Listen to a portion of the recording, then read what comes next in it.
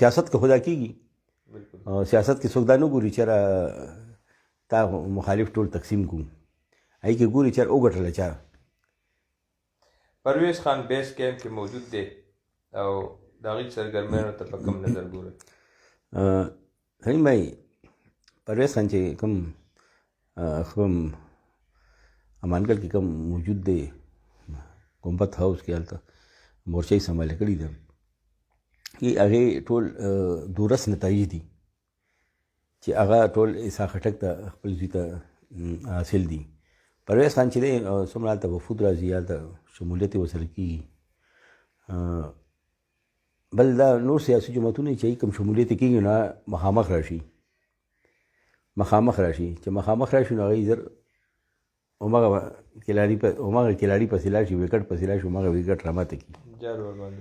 هغوی چې دی هغوی خپل دغه ځان سره محفوظ ایښي وي. خپل هغوی دا ګڼي چې امانت دی، بس امانت چاته مخامخ نه ښیي او هغوی ټول دغه ځان سره میلاو کړي وي، شمولیت هم ځان سره وکړي، چاته مخامخ نه ښیي.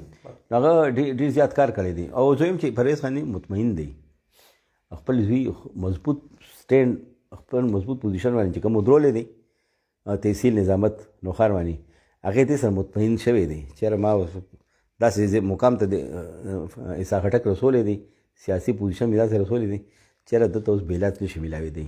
هغې خپل یا سره حالانکه اپوزیشن جماعت کوم نور جماعتونه چې ولاړ دي امیدواره هغوی خو کوشش کوي دا نه وي چې مونږ بیلو، هغه هم دا وي چېرې مونږ ګټو. خو حکمت هم دي چې دا د پرویز خان په دې کامیاب ځکه نه چې وکټ ته نه دی لاړ، یو نه وړه وکټ ته لاړه نه دی، غټه وکټه لاړه ده.